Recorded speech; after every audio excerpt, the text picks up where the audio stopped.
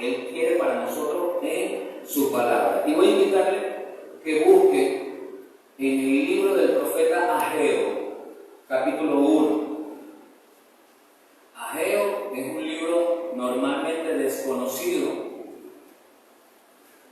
pero seguramente si usted busca entre Génesis y Apocalipsis, encontrará el libro de Ageo. Seguramente, eso es sin pedir. Usted hace memoria de los libros del Antiguo Testamento y comienza diciendo Génesis, Éxodo, Levítico, Número, Deuteronomio, Josué, Jueces, Ruth, Primera y Segunda de Samuel, y así continúa, Primera y Segunda de Reyes, Primera y Segunda de Crónicas, Esdras, Nehemías, Esther, Job, Salmos, Proverbios, Eclesiastés, Cantares, Isaías, Jeremías, Lamentaciones, Ezequiel, Daniel, Oseas, Joel, Amós, Abdías, Jonás, Miqueas, Nahum, Habacuc, Ageo. Ahí está. Ajá.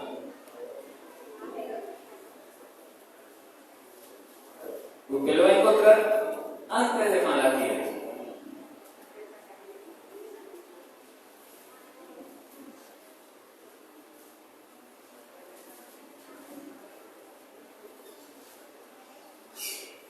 Ageo, capítulo 1. Y usted me va a seguir en una lectura silenciosa desde el versículo 2 hasta el 7. Ageo, capítulo 1. Desde el versículo 2 hasta el versículo 7. Amén.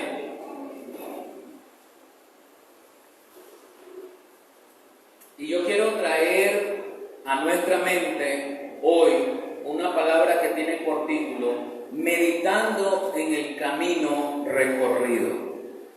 Meditando en el camino recorrido. Ageo capítulo 1, del 2 al 7. Sígueme allí en su Biblia.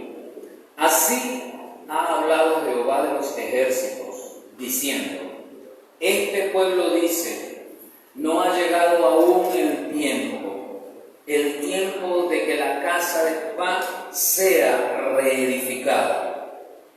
Entonces vino palabra de Jehová por medio del profeta Ageo, diciendo: Es para vosotros tiempo, para vosotros, de habitar en vuestras casas artesonadas. ¿Y esta casa está desierta? Pues así ha dicho Jehová de los ejércitos: meditad bien sobre vuestros caminos. Sembráis mucho y recogéis poco. Coméis y no os saciáis. Bebéis y no os quedáis satisfechos. Os vestís y no os calentáis. Y el que trabaja a jornal recibe su jornal en saco roto.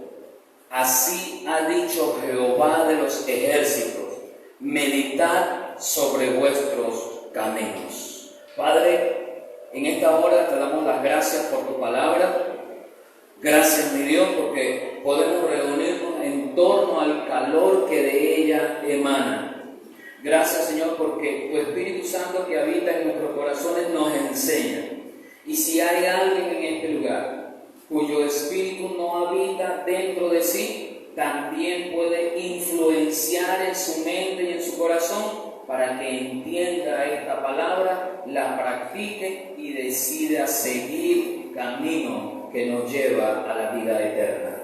Gracias, mi Dios, abre nuestro entendimiento. Quita todo velo que quiera interponerse en nuestro entendimiento. En el nombre de nuestro Señor Jesucristo. Amén. Bien, amado, el profeta Ageo tiene un contexto histórico muy especial porque es uno de los profetas post-exilio de Israel a Babilonia. Cuando el conquistador Nabucodonosor invade Jerusalén, se lleva consigo a todo el pueblo hábil y útil, dejando en Jerusalén solamente a los ancianos y enfermos. De resto, se llevó a la cautividad, es decir, se llevó a Babilonia después de haber destruido no solo la ciudad, sino el templo que había construido Salomón, después de haber destruido todo lo que tenía relevancia, no solamente religiosa, sino política, mercantil, económica, social, cultural, para el pueblo de Israel, después de haber destruido todo, entonces se lleva cautiva toda la gente útil para Babilonia. Y en Babilonia tiene que ver, hace presencia en la historia grandes hombres como Daniel y sus amigos.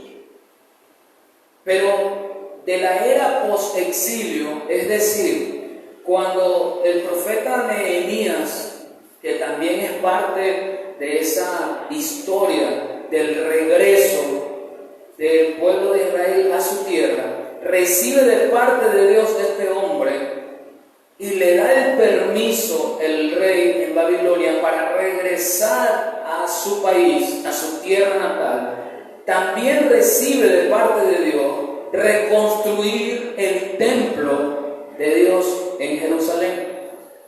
Así que Nehemías y Esdras, sobre todo, son profetas de la reestructuración o de la reedificación del templo. Recibieron tarea de Dios, y usted puede leer en Nehemías y puede leer en Esdras cómo comienza ese proceso de reconstrucción de los muros. Usted conoce la historia, cómo quizás venían preparados, pero allí en ese lugar había obstáculos de los cuales tenían que superar porque no era fácil. No fue fácil el regreso, no era fácil quedarse allí y reconstruir el templo. Pero el profeta Ageo, como Malaquías y Zacarías, fueron profetas que aparecieron 16 años después que Nehemías llega a reedificar el templo. Durante esos 16 años, en la reconstrucción del templo comenzó a menguar. ¿Por qué comenzó a menguar? Porque mucha gente estaba empeñada y tenía intereses en detener la reconstrucción del templo, incluso muchos israelitas propios del regreso de Babilonia. Así que, aunque Nehemías y Esdras son profetas de la reconstrucción, Ageo, más o menos en el año 527, 528 a.C., era el profeta, o fueron los profetas de la reanimación, del ánimo, porque se había menguado el trabajo en la reconstrucción del templo y eso había hecho un letargo en levantar esos muros.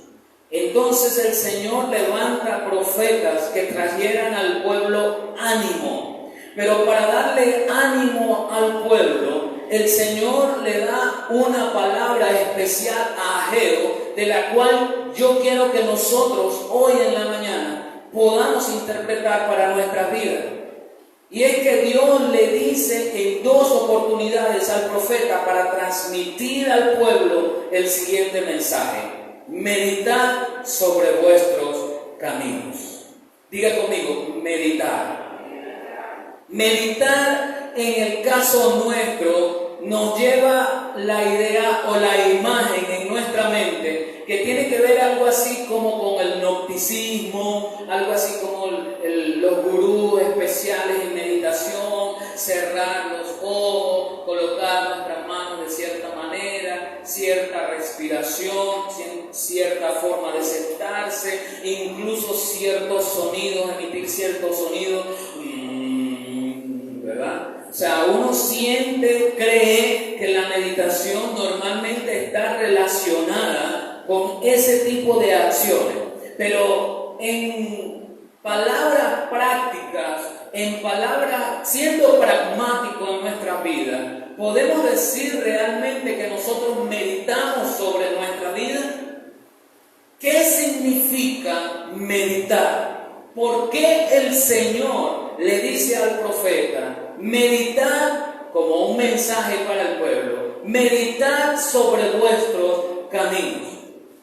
La meditación es un proceso cognitivo, es decir, se produce mentalmente en función de recordar, pero no solo recordar, en función de valorar. Cuando yo valoro, yo estoy ponderando algo, estoy calificando algo. Y no hay cosa que el ser humano haga mejor que calificar. Lo que pasa es que el ser humano le gusta calificar a los demás y no autocalificarnos. Nos encanta colocar etiquetas, nos encanta valorar a las personas, nos fascina calificar a los demás. Oye, gordito, eso es una cualificación. Quizás no lo estoy ponderando del 1 al 20, pero estoy cualificando la forma del gordito, del flaquito, del pelón. ¿Sí? Nos gusta mucho decir cuánto vale la vida del otro. Y muchos tienen en menos, por no decir en cero, la empatía de respetar la vida del otro. Porque así como yo tengo derecho a vivir, mi prójimo, mi compañero, mi vecino, también tiene derecho a vivir. Pero yo califico la experiencia de vida de otra persona y destruyo su experiencia de vida cuando mis acciones van en contra de los derechos de otra persona. Porque mis derechos terminan cuando comienzan los derechos de quien está a mi lado.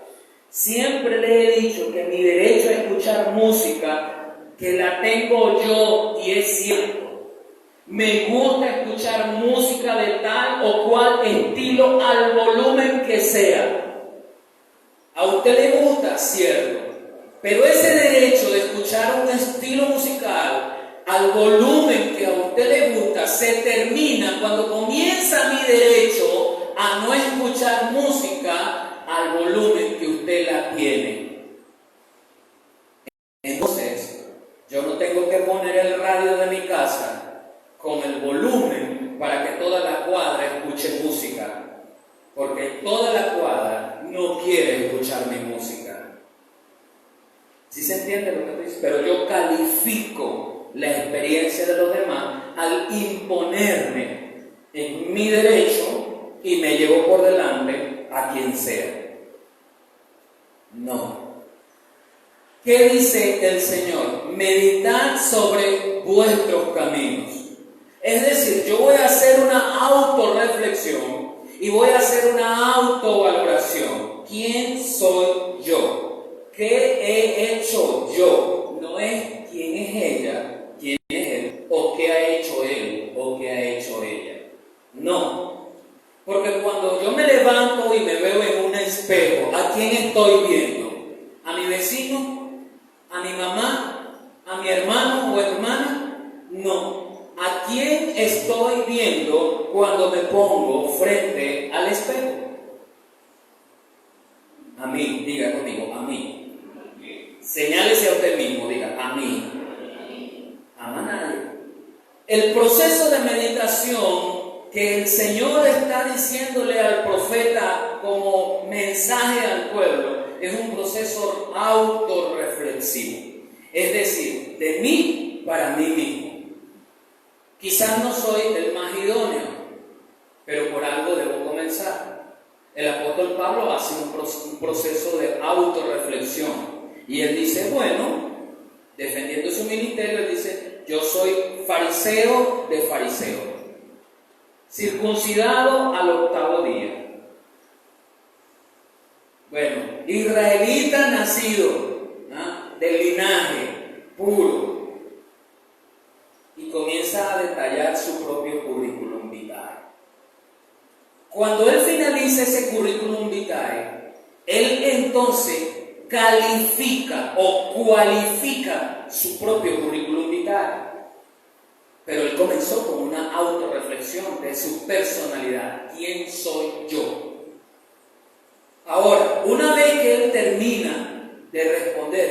soy yo. Entonces califica eso frente a Dios. ¿Y qué termina diciendo el apóstol Pablo?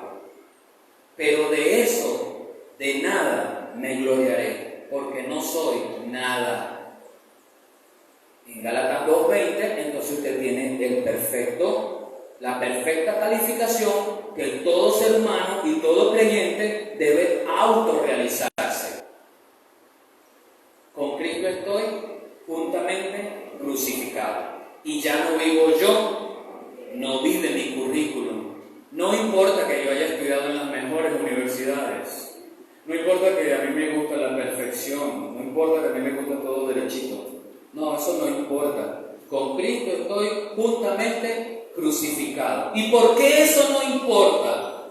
Porque ya no vivo yo, sino que vive Cristo en mí. No me diga vive Cristo en ti, diga vive Cristo en mí.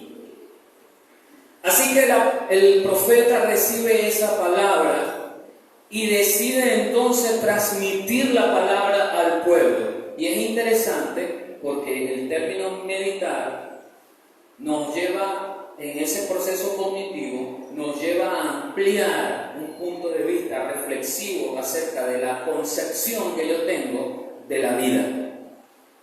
Nosotros tenemos diferentes perspectivas como vemos la vida. Algunos la teorizan muy bien, otros la pragmatizan muy bien. Pero lo importante es que en la teoría o en la práctica, cada uno de nosotros tiene una perspectiva diferente de la vida. ¿O por qué cree usted que a usted le gusta el azul y a otro le gusta el blanco? ¿O por qué cree usted que a usted le gusta la arepa y a otro le gusta la empanada? ¿O porque cree usted que a alguno le gusta el pantalón y a otro le gusta la falda? ¿Cómo es que dicen el dicho que entre gustos y colores? Mejor no digo la última parte porque posiblemente meta el pie, porque no soy muy bueno con los dichos, ¿no? Pero algo así, ¿verdad? Entre gustos y colores no hay una sola línea. No todos pensamos lo mismo acerca de lo mismo. El mundo gira de una manera diferente para cada persona, porque valoramos el mundo de una forma diferente. ¿Qué mensaje está trayendo el Señor? Que yo tengo que valorar mi vida y tengo que hacer un proceso autorreflexivo. ¿Quién soy yo? Para Dios todos somos importantes, pero no somos indispensables. Porque cuando un hombre no quiere hacer el trabajo que Dios le manda hacer, simple y sencillo, Dios lo deja tranquilo, lo hace a un lado y su trabajo se tiene que hacer. Saúl desobedeció, Dios lo desechó y elige a David para hacer el trabajo que él había encomendado. Dios no se equivocó, Saúl no quiso seguir el mandamiento que Dios le había dado. Pero para Dios somos importantes, claro que sí. Si no, Juan 3:16 no existiese. Porque de tal manera amó Dios al mundo. Cuán grande amor tenía Dios que dio a su único hijo para morir en la cruz del Calvario y hacerte salvo a ti y a mí. ¿Somos importantes? Correcto, claro que sí. Entonces, mi valoración de la vida comienza por mi experiencia con Cristo Jesús. De modo que si yo no tengo una experiencia con Cristo Jesús, yo estoy muerto para el Señor. No existo. Y un muerto no puede hacer nada. Ahora fíjense, el Señor manda una palabra para el pueblo y esa palabra tiene que ver con el tiempo. Vamos a meditar acerca del tiempo, porque el pueblo recibe del profeta diciendo en el versículo 2, así ha hablado Jehová de los ejércitos, diciendo, este pueblo dice. Y ahí hay una autorreflexión del pueblo. Este es Dios recordándole al pueblo en un mensaje lo que en el corazón del pueblo está. Lea conmigo. Así ha hablado Jehová de los ejércitos, diciendo, ¿qué dijo Jehová? Este pueblo dice, no ha llegado aún el tiempo de que la casa de Jehová sea reedificada. aclaración que el pueblo hacía acerca de una tarea que 16 años atrás aproximadamente le había sido encomendado: reedificar no solamente los muros, sino el templo. Pero pasado el tiempo y por X o Y circunstancias que siempre hay en la vida, hermano, porque uno se proyecta, uno se imagina, uno trabaja por un futuro que se ha labrado en la mente, pero cuando vamos a la práctica no todo sale así. Hay algunas variables que muchas de ellas son independientes a nosotros, es decir, no las podemos manejar. Usted dice, planifica: mañana lunes voy a salir a las 8 de la mañana, voy a hacer esto, voy a hacer aquello, voy a hacer aquello. Las variables que dependen de usted es el transporte, por ejemplo, si tiene carro o si tiene dinero en efectivo para la buseta. Pero hay variables que no dependen de usted, que a las 7:30 caiga un palo de agua. Bueno, pero ni que usted cante y baile como los indios en los sacrificios que hacían, ni que haga eso va a dejar de llover. Eso es una variable que no depende de usted. La vida así tiene variables independientes a nosotros. Y aunque nos proyectemos grandes cosas, hay variables que intervienen allí y algunas de ellas son enviadas por Dios para fortalecernos, para encaminarnos, para ayudarnos. Pero debemos estar pendientes. El pueblo había sido enviado con una tarea. 16 años después, eso ya no era prioridad y empezó a autorreflexionar, autojustificando su inacción. Porque como no estaban decididos a hacer, ni siquiera estaban haciendo básicamente lo que Dios les había mandado hacer, había que tener una autojustificación del por qué yo no lo estaba haciendo. Y ahí, hermanos, somos expertos, hemos hecho un magíster y un doctorado en autojustificarnos. Y eso viene desde la antigüedad. ¿Se acuerdan cuando Dios llama a Adán y Eva después que comieron del fruto prohibido? Dios viene: Adán, Eva, ¿dónde están? ¿Dónde están que no los veo? ¿Por qué Dios pregunta dónde están que no los veo? No era porque Él no supiese, era que por primera vez se estaban escondiendo de Él. Y cuando los confronta y termina diciéndole: ¿qué pasó? Entonces ahí viene la autojustificación. Para yo sentirme bien y no tomar la responsabilidad de mis acciones, las consecuencias de mis acciones, entonces yo voy a autojustificarme. ¿Qué pasó? No, que estuve desnudo y como estaba desnudo tuve miedo y me escondí. Darse cuenta que estaba desnudo y darse cuenta que tenía miedo eran condiciones humanas que Dios no había despertado en Adán y Eva. Por lo que cuando Adán le habla de esa manera, es como cuando el niño le dice algo a usted como papá que usted sabe que no se lo enseñó. ¡Oh! Mira lo que me dijo. ¿Ah?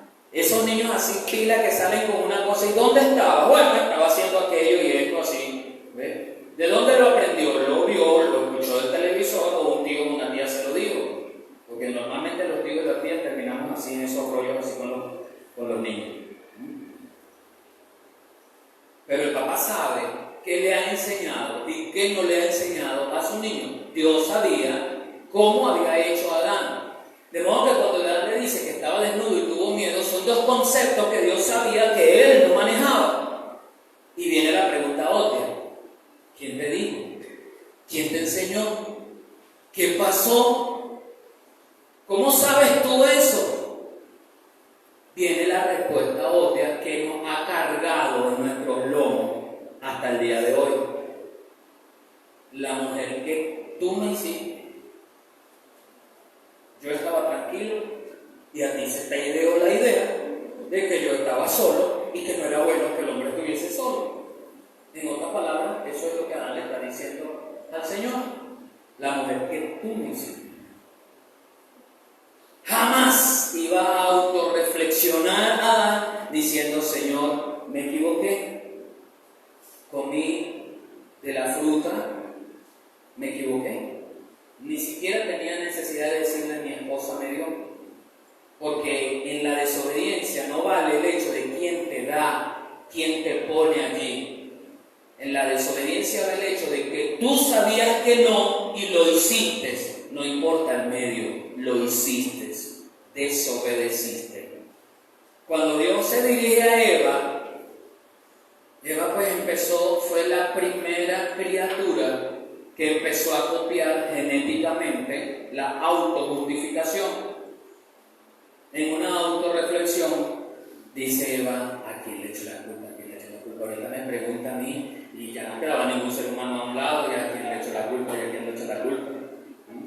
A alguien tengo que echarle la culpa. ¿Y qué le dijo ella al Señor? Tampoco asumió su responsabilidad, tampoco asumió sus consecuencias.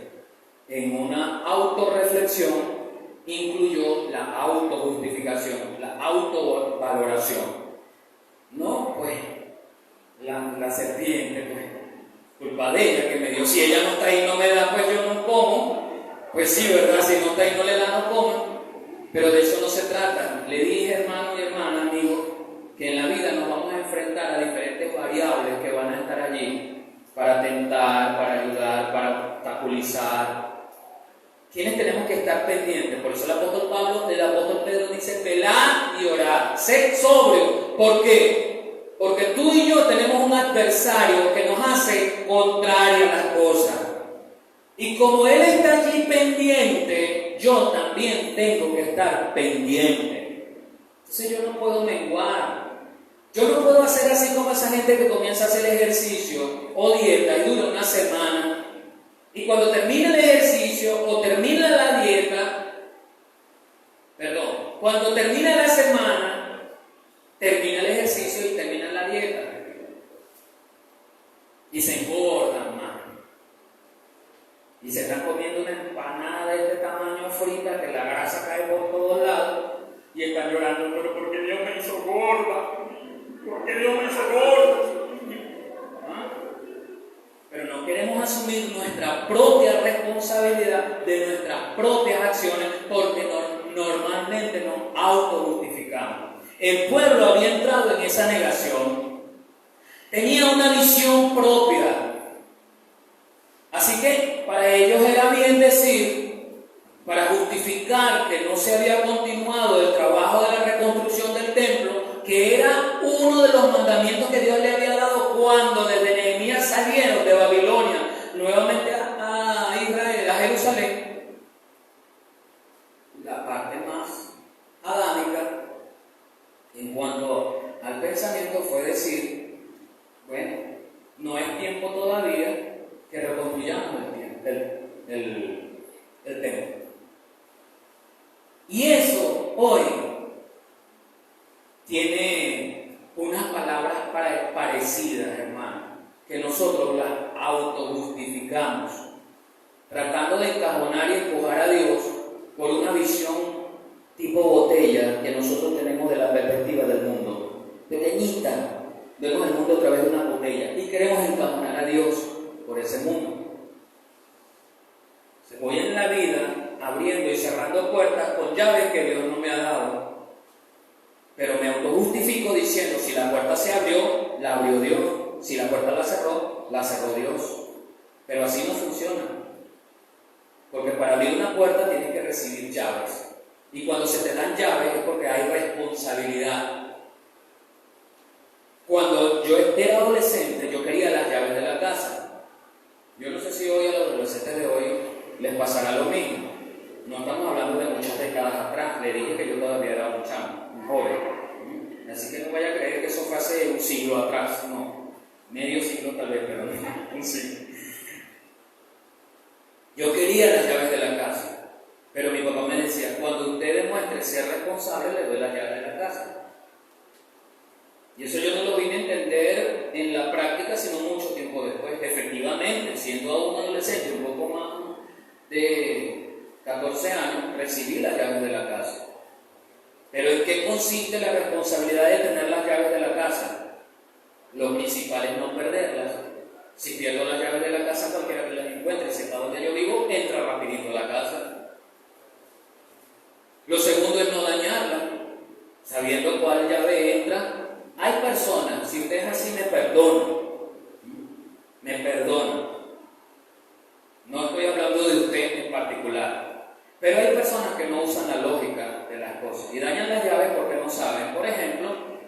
cerradura normalmente, si usted la observa, la parte plana de la llave va hacia arriba y la parte dentada va hacia abajo. Entonces hay gente que eso ni siquiera lo diferencia, mete la llave como con los dientes hacia arriba. Y es que la llave tiene que entrar porque yo siempre la he metido así. ¿Ves? Las llaves tienen un sentido giratorio para abrir y un sentido giratorio en sentido contrario para cerrar. Las personas comúnmente no saben eso y ahí se partió la llave. Se partió la llave. Cuando Dios abre puertas es porque a su hijo, que es responsable, le entregó llaves para abrir puertas. Y tiene el permiso de Dios para abrir puertas. ¿Ves? O sea, no es así, porque si no, estoy cayendo en lo mismo que el pueblo hizo. ¿Qué hizo el pueblo? Autojustificarse diciendo: aún no es el tiempo de que la casa de Jehová sea reedificada. ¿Cómo podía el pueblo argumentar tal cosa si hace más de 15 años atrás se vinieron con esa orden?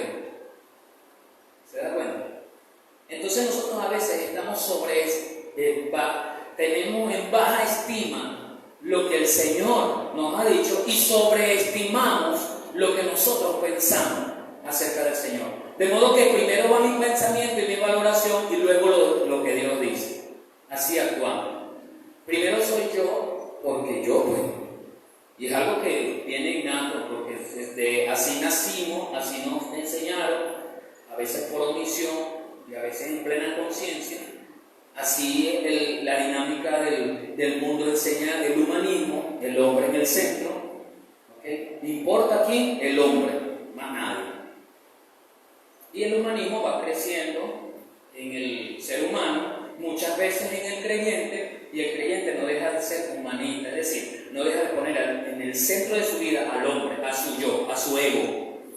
O sea, mi pensamiento es más importante, mis decisiones son más importantes, no me importa lo que diga la palabra. Hay consecuencias que nosotros tenemos que asumir, pero todo parte de una autorreflexión para valorar nuestra propia existencia, no para autojustificarnos. Recuerde que en el profeta Isaías recibe la mayor definición acerca de la autojustificación del hombre. Para Dios, la autojustificación del hombre es como trapo de inmundicia, dice la palabra. Y ese trapo de inmundicia, yo le he compartido esto en algunas oportunidades, pero voy a apelar a lo que dice el apóstol Pedro. No me canso de repetir las mismas cosas. Mi maestra de pedagogía bíblica, la excelente maestra Feria de Pérez, nos enseñaba una de las leyes de la pedagogía en educación cristiana, la repetición. Tenemos que hacer análisis, sí, pero en el aprendizaje también la repetición. Por mucho tiempo prediqué que el trapo de inmundicia era como el colecto, ¿verdad? Que salía sucia el agua, que no sé qué más. Pero mi visión del concepto del trapo de inmundicia, desde el punto de vista como Isaías recibe esa palabra, se quedó corta, se quedó vacía, no llenaba la perspectiva real de lo que significa lo que Dios le quiso decir a Isaías, comparando la autojusticia del hombre con un trapo de inmundicia. Cuando entonces empecé a buscar en los originales y otras versiones de la Biblia, no solamente la Reina Valera, entonces me di cuenta que el trapo de inmundicia, dentro del contexto en que fue escrito en la profecía, era ¿cómo se llama eso que las mujeres se ponen cuando? La toalla sanitaria. La toalla sanitaria de una mujer. Yo sé que de repente hay hombres que no han visto una toalla sanitaria, sobre todo si son solteros. Digo yo, a veces los hombres casados nos topamos con la toalla sanitaria, ¿sí? Pero las que son expertas en eso, en saber textura, olor, color, características de toda especie de la toalla sanitaria, son las mujeres. ¿Para qué sirve? Quizás un coleto, usted lo lava y lo vuelve a usar para coletear. No le va a servir para tapar la comida, ¿verdad? Pero le va a servir para coletear. ¿Para qué pudiese reutilizar una toalla sanitaria? O, mejor pregunto, pudiésemos reutilizar una toalla sanitaria, no sirve para nada, no sirve para nada. Así es, porque así lo compara el profeta, la autojustificación del hombre. No importa cuántas veces tú le digas a Dios, la mujer que tú me diste, eso es una autojustificación y es como un trapo de inmundicia. En palabras contemporáneas, en palabras actuales, es como una toalla sanitaria usada. Aceptemos nuestra responsabilidad de las cosas que estamos haciendo, buenas o malas, delante de Dios. Aceptémosla. Y aceptando la responsabilidad, aceptamos las consecuencias, porque toda acción tiene una reacción. Son como muchachos que están estudiando, porque fueron estudiosos y están recién salidos de la universidad o del bachillerato. Eso es física básica. Toda acción genera una reacción. Toda acción tiene una consecuencia. Pero no solo eso. El tiempo para construir la casa en ese momento había recibido ataques de quienes adversaban la reconstrucción de la casa de Dios en Jerusalén. Fíjense, el profeta en la primera carta a los Crónicas, primera de Crónicas 28:3, dice: mas Dios me dijo, tú no edificarás casa a mi nombre, porque eres hombre de guerra y has derramado mucha sangre. Había una vez alguien que antes del primer templo quiso construirle casa a Dios. Recuerden que cuando Israel sale de Egipto, en esa peregrinación Dios le dijo que se iban a hacer un altar, y ese altar era un altar como ellos, nómada. Ese altar se instalaba cuando ellos se instalaban en cierto lugar, se levantaba la tienda y dentro estaba el altar contendido del arca, y bueno, usted sabe todo lo que adentro tenía. Eso pasó mucho tiempo, conquistaron tierras en la tierra prometida, conquistaron espacios geográficos, se constituyeron. David toma el reinado y toma Jerusalén, y entonces nace en David un adorador conforme al corazón de Dios. Nace en David el propósito de construirle casa a Dios. Pregunto de nuevo, vamos a autorreflexionar. ¿Es acaso eso malo? ¿Tenía David un mal sentimiento, una mala idea en querer construirle una casa a Dios? Desde nuestra perspectiva, no quería hacer nada malo. Por lo menos no era nada malo, así como lo que hizo con la esposa de su general, que la tuvo en relaciones extramaritales, y encima, después que esa acción extramarital tiene una consecuencia, que lo más natural es que si usted tiene una relación extramarital o una relación de fornicación, lo más lógico, una consecuencia es que le salga embarazada la muchacha. Entonces, al ver esa consecuencia, entonces planifica un homicidio y lo ejecuta, porque fue el actor intelectual del cómo y el cuándo. Esa idea, ese sentimiento, ese pensamiento, usted y yo lo cualificamos. Es algo malo, es algo horrible. Pero este pensamiento de David, de quererle construir casa a Dios, también lo cualificamos. Eso no tiene nada de malo. Pero es que lo bueno y lo malo que usted y yo definamos en el mundo no es necesariamente lo bueno y lo malo que viene de parte de Dios, porque Dios está por encima de lo bueno y lo malo. Lo bueno y lo malo, el pensamiento bueno y malo, lo condensó Dios en un árbol, el árbol del bien y del mal. Dios es perfecto, Dios está por encima de eso, de lo bueno y lo malo. Lo bueno y lo malo lo calificamos nosotros. ¿Cómo nos tenemos que alinear? Con lo bueno que viene de parte de Dios, no lo bueno que moral, ética o religiosamente yo crea que es así. es lo bueno que venga de parte de Dios. Entonces ahí viene la respuesta de Dios, no era tiempo. Y le dice David, no, tú no me vas a hacer caso, tú no me vas a construir, tú tienes las manos manchadas de sangre. No es tiempo. Pero en el pueblo de Israel que había regresado de la conquista, había regresado del exilio en Babilonia, ya era tiempo de construir. ¿Está viendo las dos perspectivas? El hombre, su pensamiento, Dios y su decisión. El hombre y su voluntad, Dios y su querer. ¿A quién debo prestarle atención? Estamos haciendo lo que la palabra nos dice: meditar sobre vuestros caminos. Vamos a meditar. ¿Estaré haciendo yo lo que Dios quiere que yo haga? Y me pongo a pensar, ¿será o no será? Váyase a la carta a los Hebreos, capítulo 4. En el momento en que Dios le dice, le niega esa oportunidad a David, había guerra. Por eso le dijo a David que él no iba a construirle, porque había guerra, sus manos estaban manchadas de sangre. De modo que todo lo que yo le quiera construir a Dios tiene que ser en el reposo de Dios. En el reposo de Dios.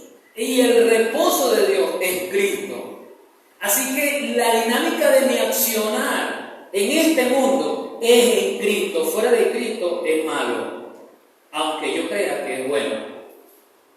Vaya a la carta de los Hebreos capítulo 4, versículo 1 al 3. Yo lo voy a leer en la versión Palabra de Dios para Todos, la PDT.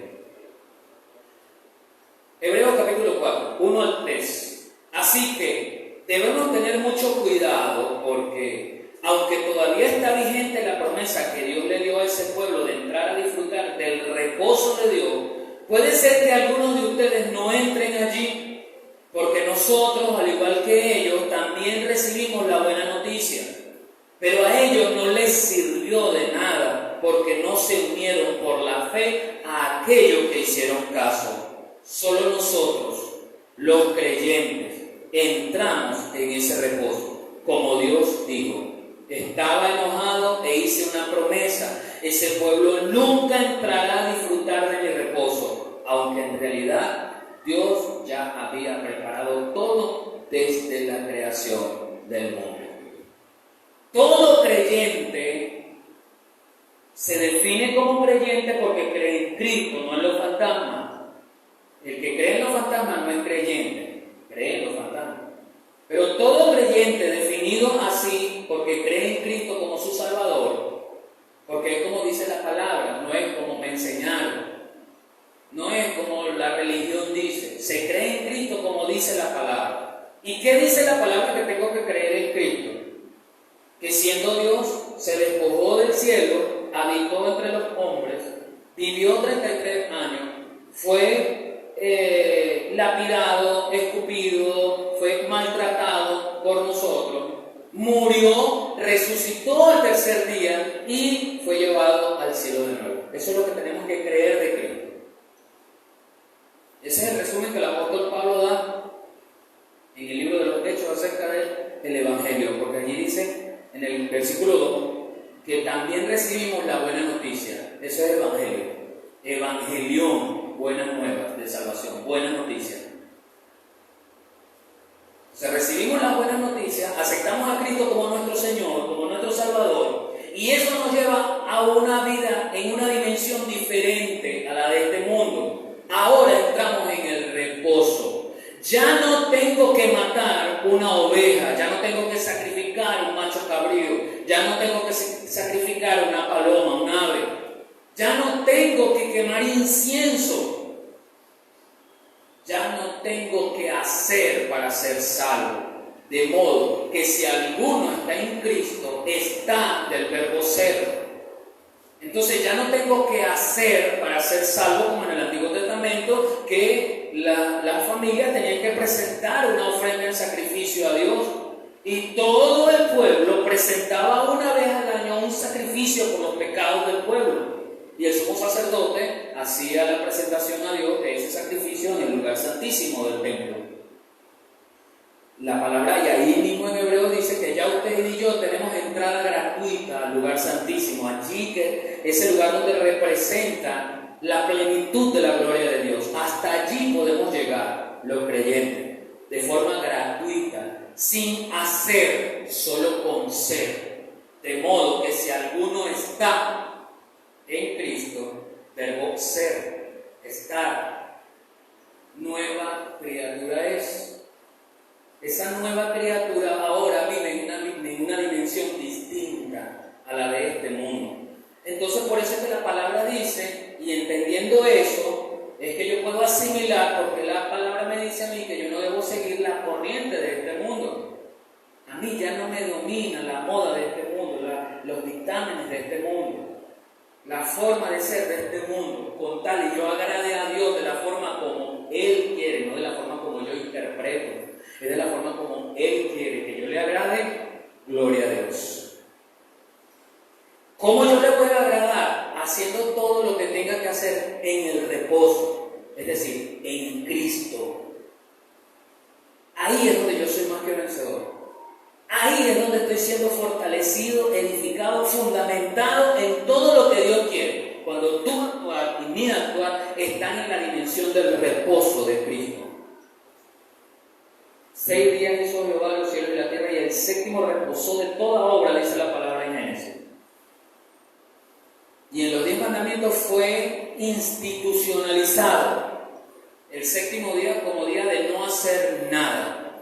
Pero como la misma carta del Hebreo dice, todo eso era sombra y figura de lo por venir. ¿Quién era ese reposo que para los judíos era el sábado? Usted y yo. Ese reposo se llama Cristo. Al aceptar a Cristo en nuestra vida, estamos viviendo en su reposo. Y entonces por eso es que entiendo lo que la palabra me dice: no os afanéis por lo que has de comer y has de vestir. ¿Por qué? Porque estoy en el reposo del Señor, ya no soy de este mundo. Entonces no debo estar en afán. Debo hacer entonces lo que Dios quiere que yo haga. Y la iglesia del Señor debe aprender toda una a hacer lo que Dios le dijo que tenían que hacer. ¿Dónde está eso? Aquí, en la palabra. Y cada uno de ustedes tiene una. Levántala. Así sea la electrónica, si la tienen ahí en el celular. Cada uno tiene una, hermano. ¿Qué hacer? Ahí está. Y nos complementamos, bueno, días como hoy que nos reunimos y nos ayudamos, ¿verdad? Explicando y hablando, trayendo. El apóstol Pablo le dice a Timoteo que se revise a sí mismo y le dice: ten cuidado de ti mismo y de la doctrina. Revisemos, meditemos en nuestro camino. ¿Qué quiere Dios de nosotros? Bueno, le voy a dar algunos tips. No son los únicos, no son los más importantes, son los que Dios quiere que nosotros entendamos hoy. Pero Dios quiere que usted y yo, como cuerpo de Cristo, como sus hijos, como aquellos que estamos en el reposo, crezcamos. Dios no quiere niños espirituales. Dios no quiere creyentes niños. No dije niños creyentes, dije creyentes niños. Dios quiere que aunque comencemos siendo niños espiritualmente, crezcamos en aquel que lo es todo. Y esto es Cristo. Fíjense cómo el Señor le inspira a Pedro en su segunda carta, diciendo: antes bien, crecer, un mandamiento, crecer en la gracia y el conocimiento de nuestro Señor y Salvador Jesucristo. ¿En quién tenemos que crecer? En el estudio del griego, del hebreo, del arameo, en la homilética, en la hermenéutica, en la exégesis. No. En los cantos, en los aplausos. No. Todas esas son cosas, sombras y figuras. Tenemos que crecer, como lo dice el mandamiento, en la gracia y en el conocimiento ¿de quién? De Cristo. Muy bien que sepamos que Cristo vivió 33 años, muy bien que sepamos que Cristo hizo tantos milagros, que Cristo predicó tantas parábolas, muy bien que sepamos que Cristo fue crucificado, muy bien que que Cristo murió y resucitó en el Gólgota, y que la tumba donde lo encerraron era de un hombre rico, y que esa parte y de la biografía de Jesús, del Jesús hombre, está bien que lo conozcamos. Pero el Jesús Cristo, el ungido, el Mesías prometido, ese es el que tenemos que conocer internamente. Es decir, hacerle paso a Él para que Él actúe en mí. Estamos meditando, estamos haciendo una automeditación, una autorreflexión de nuestra vida. Y cada uno de los aspectos de los cuales hemos hablado nos lleva a internalizar. ¿Será que yo estoy haciendo eso? ¿Por cuál camino estoy? ¿Por dónde voy? ¿Qué estoy haciendo al respecto?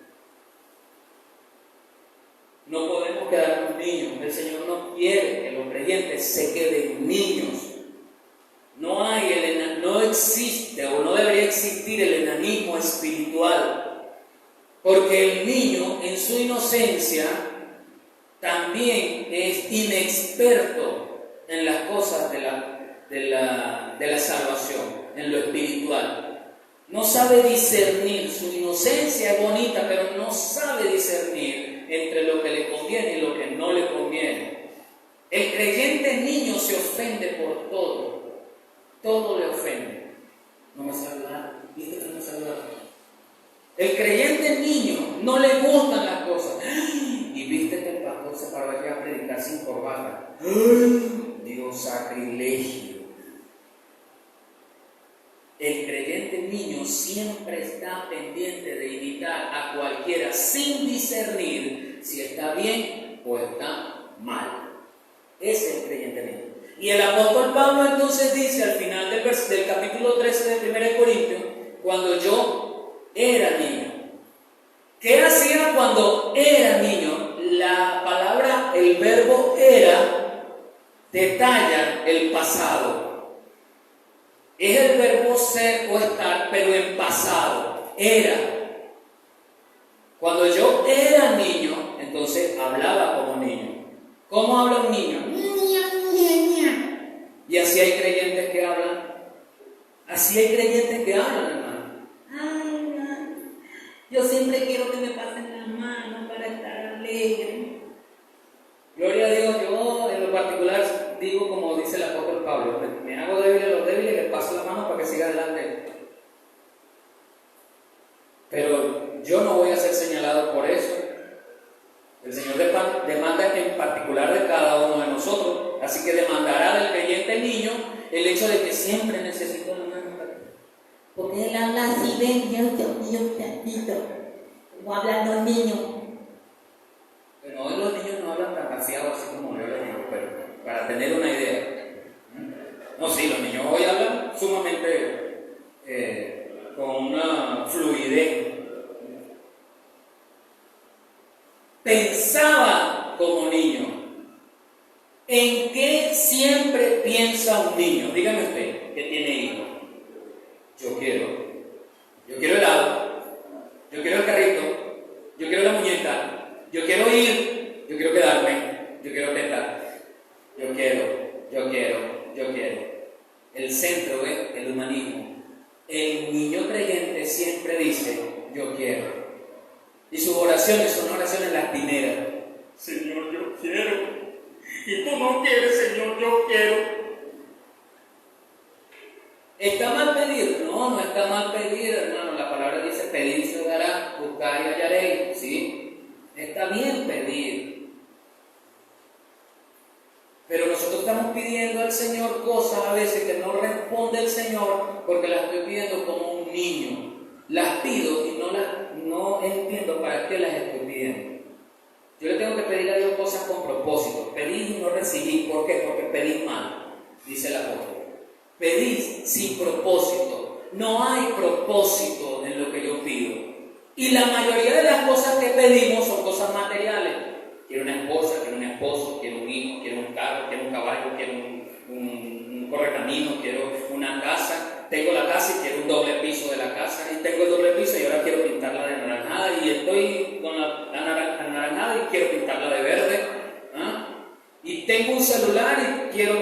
Señor, permíteme tener el A. ¿Dónde va el A? Por favor, ayúdenme. Los de tecnología.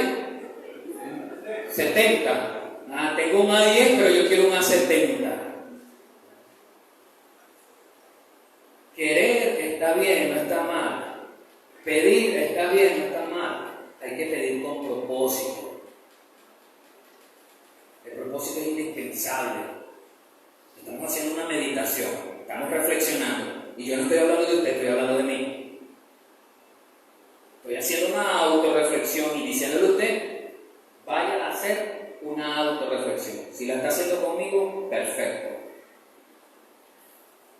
La reflexión que el Señor envía al profeta Ageo, tenemos que hacerla como cuando extrapolamos una ecuación en matemática. Yo no soy experto educador en matemática, para eso está nuestro pastor José Luis. Creo que no se le ha olvidado esa cosa, pastor, eso queda allí. Cuando extrapolamos una función, ¿verdad? Una ecuación en matemática, vemos las variables y esas variables nos sirven para cualquier situación, para cualquier número, porque al fin son variables, al fin y al cabo son variables. Pensar en la casa de Dios, extrapolamos eso en Ageo y nos lo llevamos a 1 Corintios 6, cuando el apóstol nos escribe y nos enseña que la casa de Dios no está hecha de pared, de muros de cemento o de barro o de madera. La casa de Dios somos usted y yo. Dice 1 Corintios 6, o ignoráis, la palabra ignorancia tiene que ver con la falta de conocimiento. O no sabes que vuestro cuerpo, este cuerpo material, orgánico, es sede del Espíritu Santo. Y el Espíritu Santo es la tercera persona de la Trinidad, es Dios. Así que tu cuerpo y mi cuerpo es casa de Dios. Nos encanta adornar la casa de Dios. Vamos a pintar la casa, vamos a hacer esto en la casa, vamos a poner iluminación en la casa. Nos hace falta bastante iluminación aquí, tenemos una sorpresa por allí en adelante. Y está bien hacerlo, pero ¿y esta casa? Diga conmigo, ¿y esta casa? Y esta casa la adornamos por fuera. Usted ve qué lindo me veo, ¿verdad? Así con este pantalón y esta camisa. Y usted se ríe ya burlándose de mí, pero mi esposa me dijo que me veía bonito. Y como mi esposa me dijo que me veía bonito, eso me basta. Aunque usted no me vea bonito. Me dijo, ese gris me gusta mucho. Perfecto, no me lo voy a quitar. Adornamos la casa por fuera.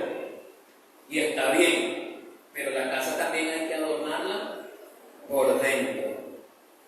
Qué hermoso llegar a una casa y cuando usted entra, está todo ordenadito, limpio. Eso no importa que la casa no tenga cerámica, no tenga por dentro techo raso. Eso no importa que por dentro no tenga puertas de madera incrustado con piedras preciosas allí en la puerta, con artesanía de la herrería de esa que hacía o hace nuestro hermano Everson Palencia, ¿no?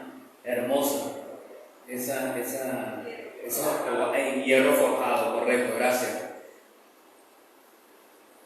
Pero si la casa por dentro está limpia y ordenada, el dueño de esa casa ama y quiere esa casa.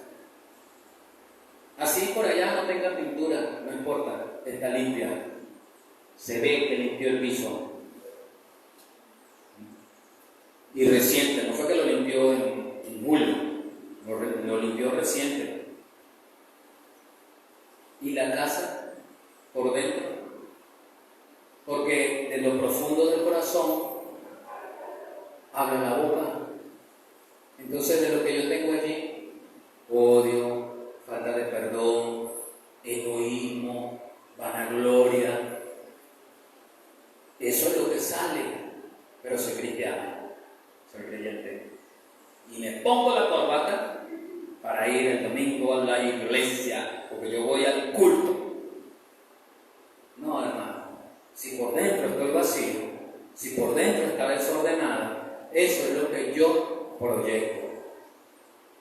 casa tiene que ser edificada en el verdadero fundamento. ¿Cuándo es el tiempo? Hoy es el tiempo, porque es en el tiempo de reposo.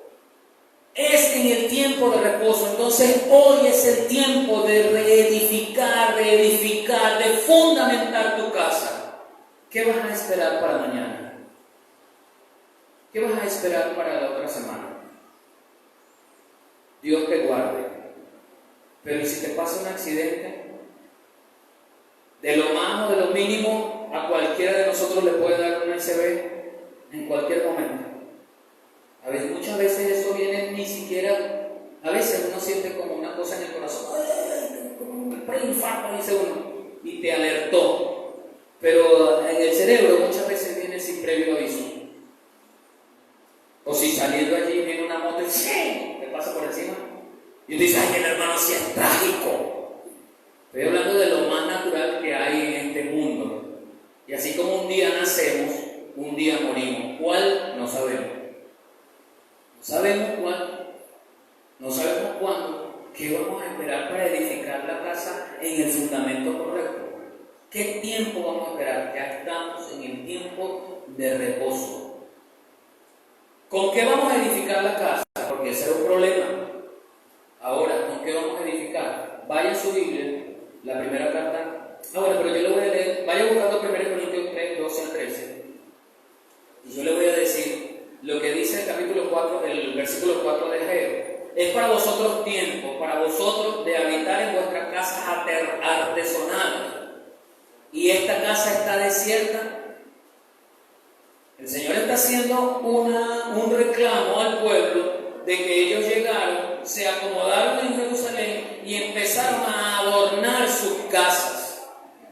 Empezaron a pintar sus casas. Empezaron a construir doble piso a sus casas. Empezaron a hacerle rejas a sus casas. A ponerle el segundo baño porque hay 10 personas en la familia, ¿verdad? Y con 10 personas en un solo baño pues se colapsa la cosa. Y empezaron a construir el espacio para poner la antena de DirecTV, y empezaron a construir el closet donde va a poner la ropa, y empezaron a llamar a CanTV para que les pusiera el internet. Empezaron a, bueno, no me voy a casar con CanTV, voy a llamar al otro que ahorita está de moda el net, y poner ¿cómo se llama? La fibra óptica allí que me dé más velocidad. Empezaron a encargarse de esas cosas de sus propias casas, es lo que dice el Señor. Artesonadas esas casas.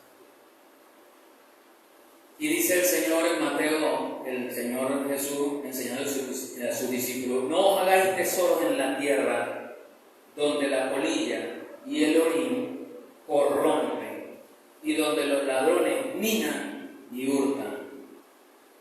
Viene una reflexión entonces hacia nosotros. Vamos a artesonar la casa interior. ¿Cómo lo vamos a hacer? Listo, fino. Ahí la palabra lo dice. 1 Corintios 3, 12 y 13. Y sobre este fundamento algunos edifican con oro, plata, piedras preciosas, madero, heno, hojarasca. La obra de cada uno se hará manifiesta, porque el día la declarará, pues por el fuego será revelada, y la obra de cada uno, cual sea, el fuego la probará. Entonces, para artesonar la casa de Dios que soy yo, acuérdense que estamos haciendo una reflexión, una autorreflexión. Tengo que preparar y edificar la casa de Dios, que es este cuerpo, yo. Y en función de eso lo tengo que hacer con los materiales que aquí dicen: oro, plata, piedras preciosas. Tres tipos de materiales cuya acción del fuego hace sobre ellos es purificarlos, mejorarlos, pulirlos, para que se vean mucho mejor. Le quita lo poco de sucio que pueda tener y los pone a valer mucho más de lo que ya valen de por sí. Oro, plata y piedras preciosas. El oro para nosotros representa lo divino. Entonces, en toda casa, hablando de la suya y la mía, de este cuerpo, debe estar presente lo divino. ¿Quién tiene que estar presente allí? Dios. Entonces, el oro que usted construye su casa representa lo divino, lo que viene de arriba, Dios mismo. Ya de por sí, una casa, un cuerpo en el cual habita el Espíritu Santo, ya de por sí ya tiene oro, si tiene el Espíritu Santo allí, en el lugar correcto. Porque es que a veces esta casa está dividida en cuarticos y pretendemos que el Espíritu Santo se aloje en el último cuartico, en el que una vez de repente encerramos al perro, allá queremos que el Espíritu Santo haga habitación. Pero resulta que el Espíritu Santo tiene que estar al mando en la casa, en el porche, donde todos lo vean, afuera. La plata, que es otro metal precioso e importante, representa la redención. Si recibimos a Dios a través de su Espíritu Santo, ahora en la redención tengo que el Espíritu Santo se encargue de las cosas. Porque en la redención tengo que aceptar que Cristo dio su vida por mí. Ese hecho yo lo tengo que aceptar. ¿Cómo lo acepto? Por fe. Simple y llano, por fe. Hermano, sí, claro, sí, por fe. Porque por gracia soy salvo por medio de la fe. Y esto no de vosotros, pues es don de Dios, para que nadie se gloríe. ¿Ves? Entonces, aceptamos la redención por fe. ¿Por qué por fe? Porque hace 2000 y tantos años atrás, usted estaba allá, lo vio. Entonces a nadie usted le puede discutir con hechos científicos que usted fue testigo visual de la muerte y resurrección de Cristo, porque usted no lo vio. Entonces no se ponga a discutir con nadie acerca de la muerte de Cristo en el fundamento de lo que este mundo quiere. Porque este mundo quiere explicaciones científicas, ver para creer. Pero Dios te dice a ti, cree para que veas.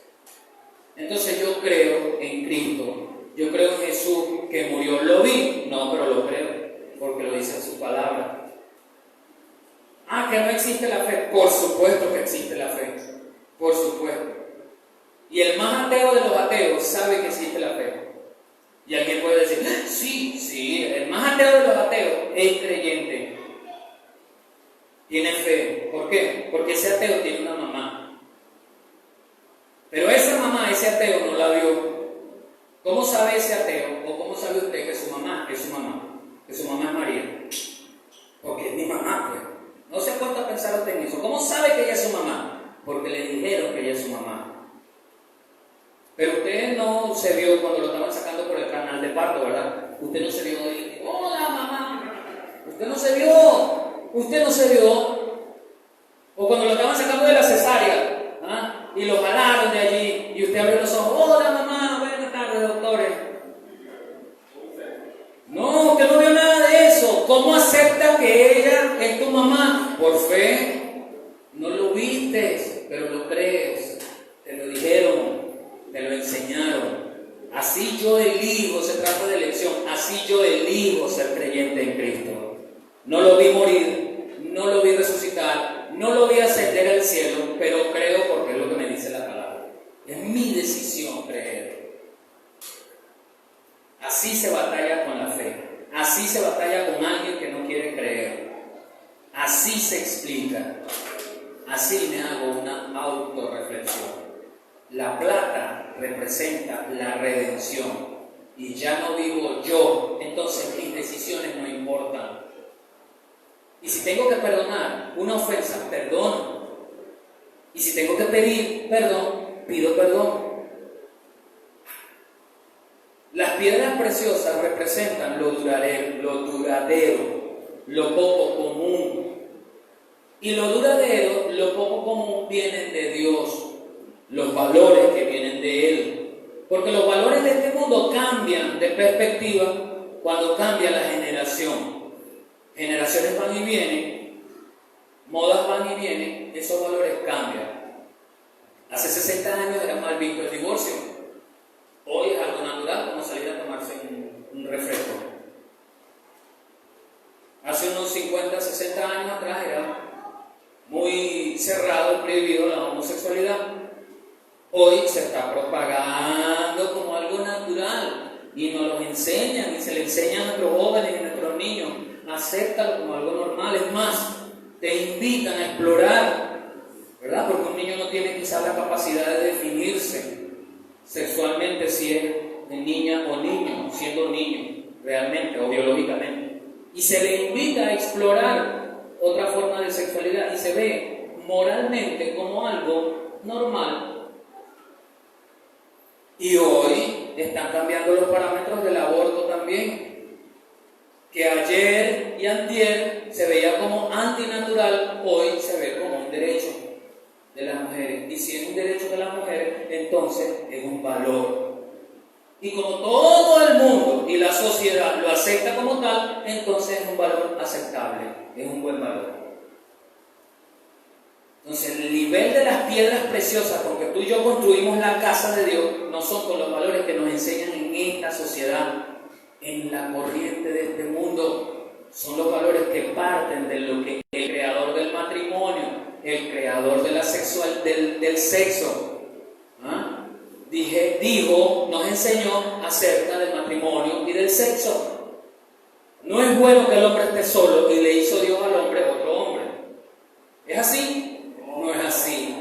Pero tuvo el poder, tenía el poder de hacer más varón y hacer otro hombre, por supuesto que sí, pero eligió una operación más complicada. El hombre es simple, viene de dos elementos naturales: agua y tierra ligadas, barro. Dos elementos naturales. La mujer es compuesta, es más sofisticada.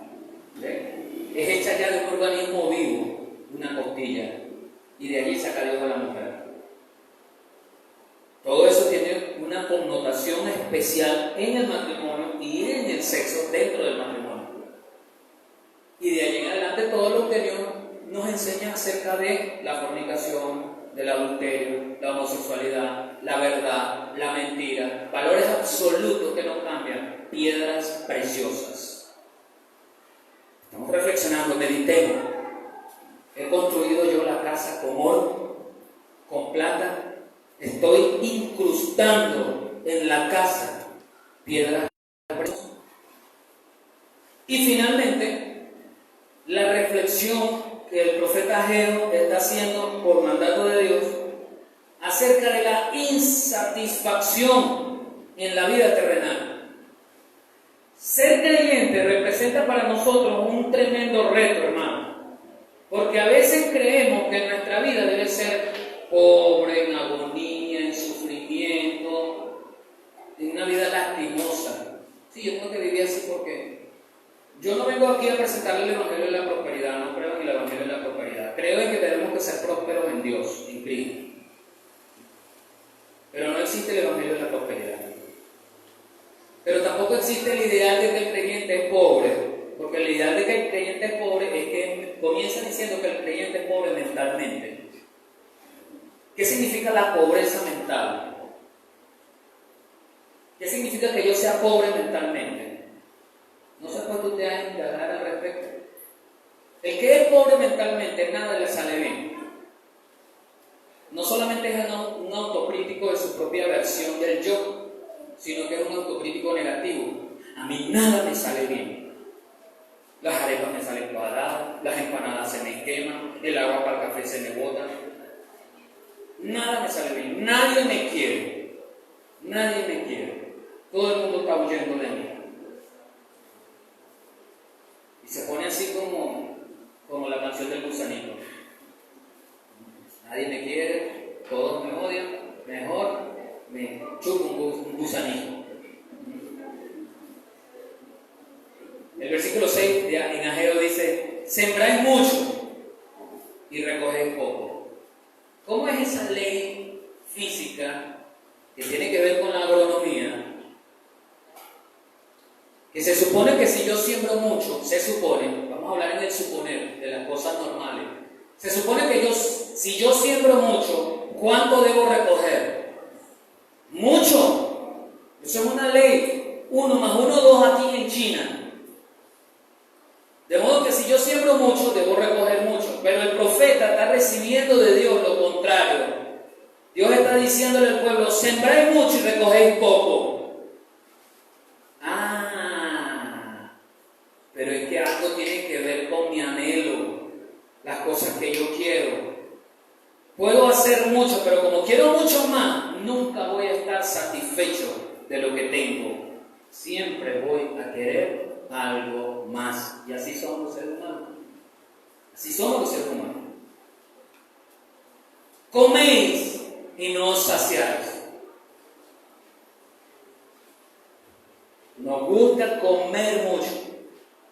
Y el estómago tiene una dimensión donde tras cierta comida ya está lleno, ya no hay más paso de comida. Algunos elementos químicos, hay una naturaleza química en el sistema digestivo que le indica a través de los receptores en el cerebro, en las neuronas, le indica al cerebro que ya está full el estómago, ya está lleno. Coméis y no saciáis, o sea, no sentimos llenura, porque queremos más. Bebéis y no quedáis satisfechos. Vestís y no os calentáis, porque vestimos mal. Y el que trabaja en el jornal, es decir, en sus labores diarias, porque cobra diariamente, recibe el valor de ese día, dice el profeta, en saco roto. ¿Cuánto acumula si todo lo que entra lo gasta? Recibe su jornal en saco roto. Pregúntale al hermano que tiene un lado, ¿recibes tu jornal en saco roto? Pregúntale. Estamos reflexionando. Tenemos que hacer esta reflexión de alguna u otra manera.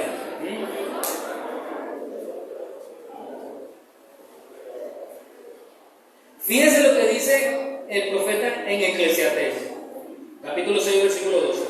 Porque ¿quién sabe cuál es el bien del hombre en la vida, todos los días de la vida de su vanidad, los cuales él pasa como sombra? Porque ¿quién enseñará al hombre que será después de él debajo del sol? Hermano, reflexionemos acerca de las cosas importantes de la vida. ¿Qué estoy haciendo yo? ¿Qué estoy construyendo? ¿Los materiales con que estoy construyendo serán los que realmente Dios pide? Porque le hablé de 3 materiales, pero usted se encarga en su casa de ver lo que significan los otros 3 materiales. ¿Cuáles son? Madero, heno y hojarasca. ¿Qué significa cada uno de esos materiales? Yo lo sé. Investíguelo. ¿Qué significa para usted en su vida levantar esta casa con madera, con heno y con hojarasca? La vanidad de la vida, las cosas de esta vida. Eso es. Pero gracias a Dios hay la oportunidad para corregir. Busque su Biblia, 2 Corintios 7, 9 y 10. Y finalizo con esto. 2 Corintios 7, 9 y 10. Hay oportunidad de corregir porque estamos meditando. Y la meditación, que es una autorreflexión, nos lleva a considerar qué tengo que cambiar, qué tengo que hacer. Dice el apóstol Pablo, ahora me gozo, no porque hayáis sido contristados, sino porque fuisteis contristados para arrepentimiento, porque habéis sido contristados según Dios, para que ninguna pérdida padecieseis por nuestra parte. Porque la tristeza que es según Dios produce arrepentimiento para salvación, de que no hay que arrepentirse, pero la tristeza del mundo produce muerte. Si yo en mi autorreflexión me estoy dando cuenta que estoy muy alejado de los materiales y de la construcción de la verdadera casa de Dios en mi vida, debe haber en mí tristeza que venga de Dios, que me lleve a arrepentirme. Incline su rostro allí donde está y dígale al Señor, Señor, como te he fallado, quiero en esta mañana presentarme delante de ti arrepentido. dispuesto a cambiar. Yo sé que tú no me dejarás solo, porque he meditado en mi camino recorrido. Padre, ahora te pido que seas tú el que enseñes en mi vida, en mi corazón, en mi alma, en mi mente, sobre todo cuanto tengo que elegir conforme a tu voluntad. Y que el refuerzo, el renuevo en mi ser venga única y exclusivamente de tu gloria. Gracias, Señor, porque hemos sido enseñados por tu palabra. Hemos sido enseñados a meditar conforme a tu propósito. Te amamos, Señor, y te damos las gracias en el nombre de Jesús. Amén. La oportunidad para corregir es hoy, no mañana. Es ahora, no en un rato. Es en este momento, no es la otra semana. Eso es lo que viene de Dios. El Señor les guarde, el Señor nos ayude a todos en esta reflexión y permita que podamos frecuentemente meditar en el camino recorrido. Dios les guarde, amados. El Señor los continúe bendiciendo.